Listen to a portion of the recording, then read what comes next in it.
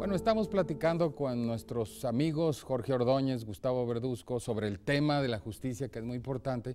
Pero antes de continuar, me gustaría que viéramos las opiniones de nuestros expertos, en este caso Jorge Saba y nuestro cofundador Pedro Salazar.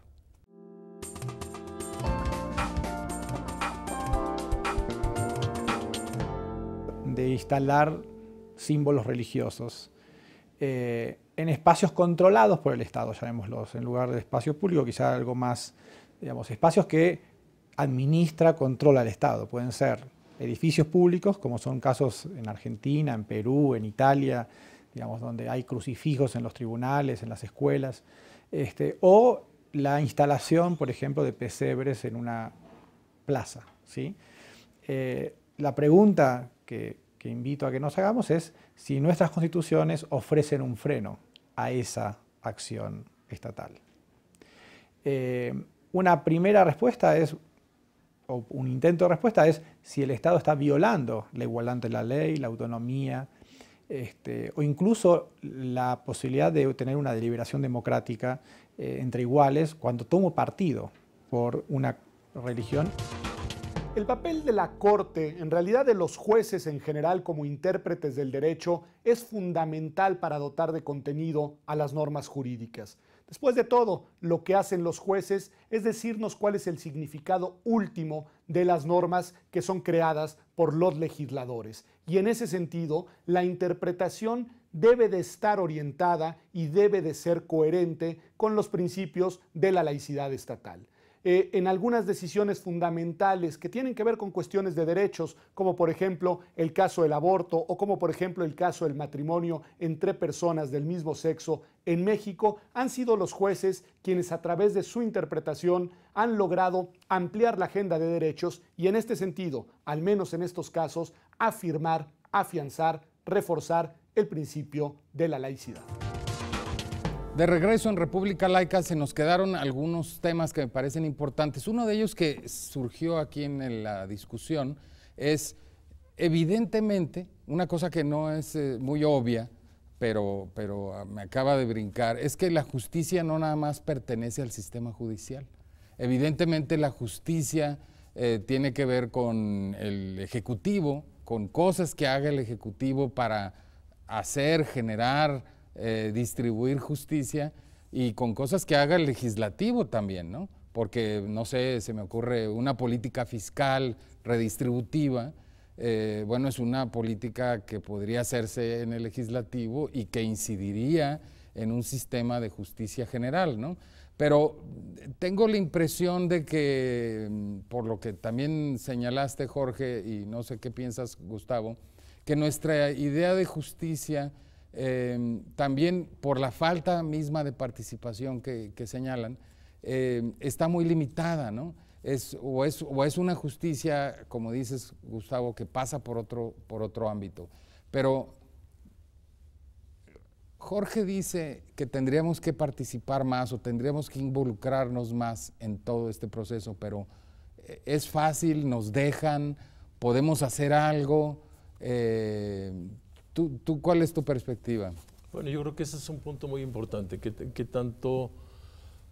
tanto se puede participar y cómo se puede participar. Es un tema del que tenemos pues relativas carencias los mexicanos, ¿no?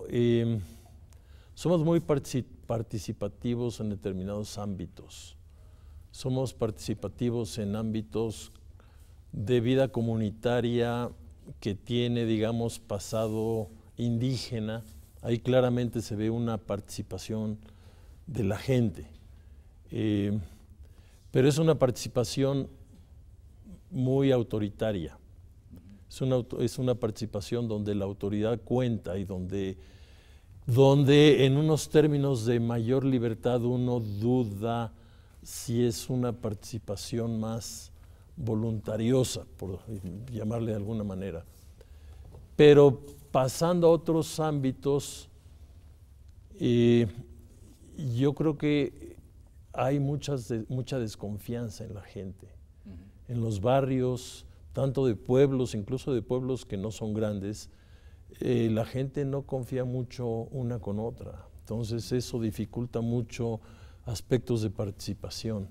Es toda una tarea en la que yo creo que tenemos que ver cómo incidir más en fomentar esa participación tan necesaria, ¿no? Y no confía en las instituciones también, ¿no? Y no confía. A propósito de eso, Jorge, me gustaría que habláramos un poco de los jueces, porque Gustavo lo señaló y me parece muy importante.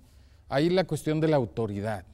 Y el juez es una autoridad que además puede definir, digamos, si no la vida y la muerte, porque no tenemos pena de muerte en México, afortunadamente, pero sí define, en buena medida puede definir la vida de las personas con sus decisiones. ¿Quiénes son los jueces en México? Es un tema súper importante el que tocas ahora y que acaba de tocar Gustavo. El tema de quién decide. Si es una autoridad electa popularmente o es una autoridad de usos y costumbres o es una autoridad que yo mismo elegí, ese es un tema muy importante. Justamente el judicial tiene una peculiaridad, no es electo democráticamente. Y sin embargo son los jueces quienes deciden sobre las cosas más importantes de nuestra vida. A los jueces se les pide, al Poder Judicial en general, que decidan sobre el medio ambiente, que decidan sobre los derechos de las personas, el acceso a la información, la salud pública, sobre millones de cosas, ¿no? Cuestiones patrimoniales, sobre si puede alguien contraer matrimonio o no, temas, por ejemplo, que tienen que ver con este tema del programa de la laicidad, ¿no? Sí. Pero los jueces tienen una capacidad de conocimiento del sistema jurídico. Los jueces son un tercero ajeno a las personas que tienen el conflicto, que están capacitados para poder resolver un conflicto o para estabilizar las expectativas normativas y decidir. Gustavo tocaba un tema importantísimo: ¿cómo se gana la confianza? La gente acude a resolver sus conflictos ante un órgano en el que tiene o no tiene confianza, y las instituciones del Poder Judicial se ganan confianza a partir de sus decisiones. Creo que en general todos los órganos del Estado se ganan esa confianza. A partir de las instituciones. Ahora, una cosa importante es que nosotros asumimos que, digamos, por lo menos en este programa, que los funcionarios públicos tienen que distinguir entre sus creencias personales y su función pública. ¿Y cómo funciona en el sistema judicial? Porque aquí ha habido algunos señalamientos de jueces que parecerían actuar a partir de convicciones religiosas, por ejemplo, a la hora de condenar a mujeres que abortaron o que al parecer abortaron, y que pues las condenan a muchos años de cárcel, más bien siguiendo, digamos, convicciones personales religiosas, más que asumiendo un papel, digamos, como funcionarios públicos. ¿Qué sabes de eso? ¿Hay mucho? ¿Pasa o no pasa? Mira, en la función judicial es básico lo que el juez es. La naturaleza de la función judicial lo dice un juez estadounidense, Benjamín Cardoso, hace mucho. El juez decide con sus propias herramientas, con lo que trae su equipamiento, digamos, de serie. Pero el juez cree que es parte de su equipamiento, son sus creencias yo creo personales. que eso hay que distinguirlo. ¿O saben que no? Totalmente. Una cosa es la autonomía institucional, otra la autonomía individual. Una es la independencia institucional, otra la independencia individual. Y yo creo que sí hay que separar, pero el tema es saber que existe un principio en la Constitución muy recientemente incorporado. En noviembre de 2012 se instituye en el artículo 40 de la Constitución el principio de laicidad, y tenemos que llenarlo de sentido. Tú eres un experto en religiones, eres un experto en separación de iglesia y Estado, y sabes que este camino de separar religión de función pública es un camino que nos ha costado mucho trabajo, que nos costó una guerra a inicios del siglo XX y que no es fácil de distinguir. En el tema de la autonomía individual de un juez y en el tema de la autonomía institucional, sí tienen que separarse las creencias religiosas personales de la función judicial, pero también existe la válvula de escape, digamos, que es la libertad de conciencia de cada juez, que también es un derecho que ejercen los profesionistas, los médicos ejercen la libertad de conciencia. Tú dices objeción de conciencia. Objeción de conciencia, Pero claro. ¿cómo un juez puede decidir no juzgar un caso? Puede oponer Pero- un derecho de objeción de conciencia de un caso en el que esté involucrada una creencia religiosa. Pero yo supongo que el problema principal que tenemos con el sistema judicial no es tanto que un juez sea objetor de conciencia y que no lleve un caso, no, el problema es que los llevan y aplican sentencias en función de creencias religiosas personales, ¿no? Eso tiene que ver con la fundamentación de tu sentencia.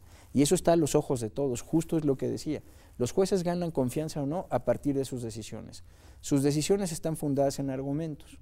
Los argumentos pueden o no ser criticados, pueden o no ser buenos. La confianza se gana justo a partir de la forma en la que expones tu sentencia, dices cuáles son tus argumentos y están a la vista de todos. Eso es lo bonito de la función judicial. Uno decide con lo que uno es, pero también con lo que institucionalmente es, y sin embargo, la decisión ahí está a los ojos de todos, para que se despedace, para que se critique o para que se aplauda, ¿no? En Ahora, determinado tenemos momento. mecanismos, en términos sociales, tenemos mecanismos para combatir las arbitrariedades, tenemos mecanismos para cuando alguien no hace esto, que es lo ideal,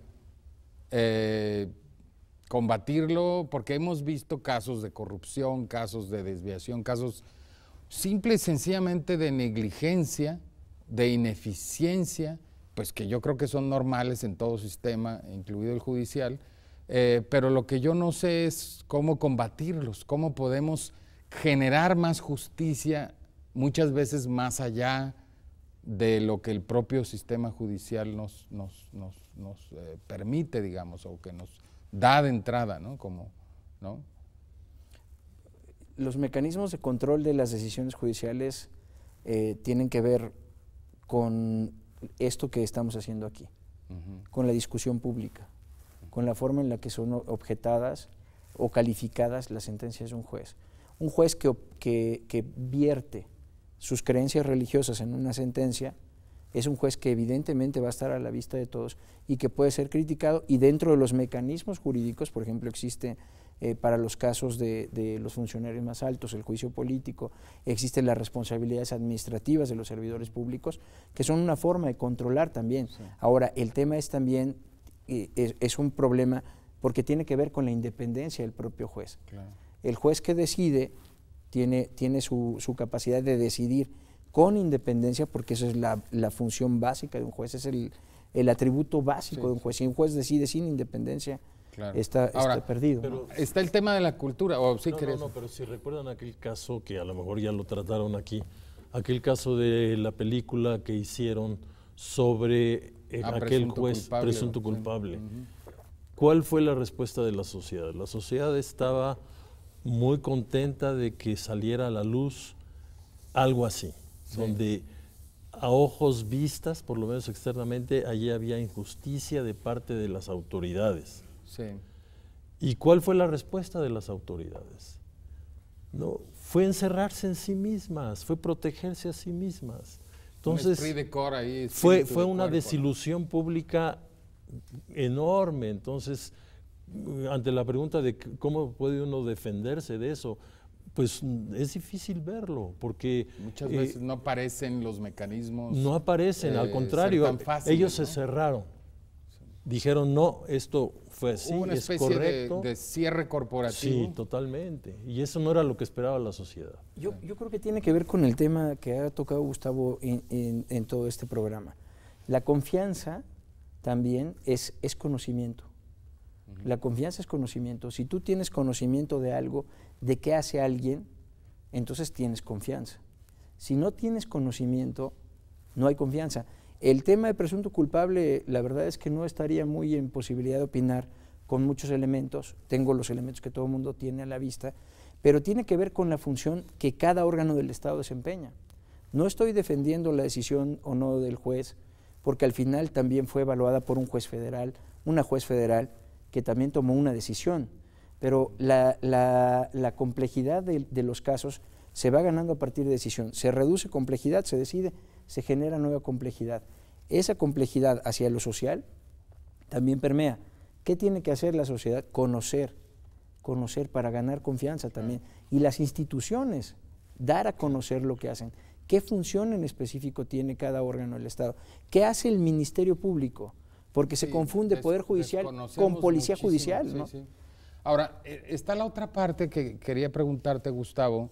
¿Puede ser también que respecto a este problema de si el juez toma decisiones personales, digamos, a partir de sus convicciones religiosas personales, no necesariamente la sociedad lo ve mal, ¿no? Quizás también estamos demasiado acostumbrados a que lo haga y les parece normal a la gente, ¿no?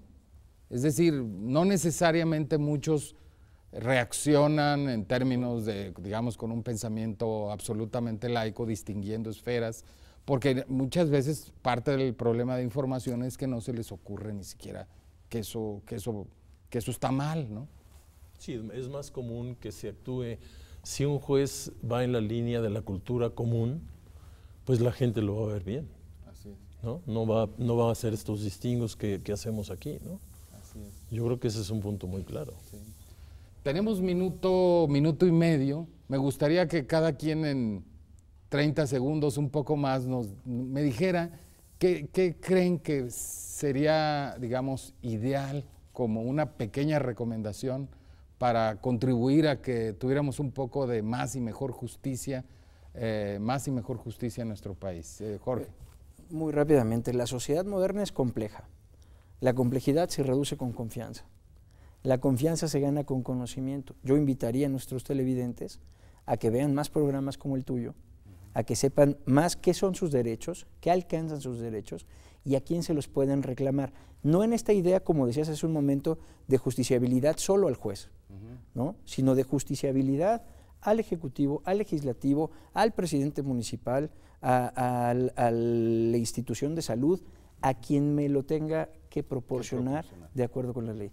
Conocer creo que es lo que, y por eso los valores entendidos, los valores compartidos, pues a lo mejor una decisión de un juez que pudiera violentar el principio de laicidad puede ser muy aplaudida, y por el contrario otra no. Perdón. Gustavo. No, yo quería señalar un problema que no sé cómo se puede resolver, pero es el de la distribución de los ministerios públicos en el país.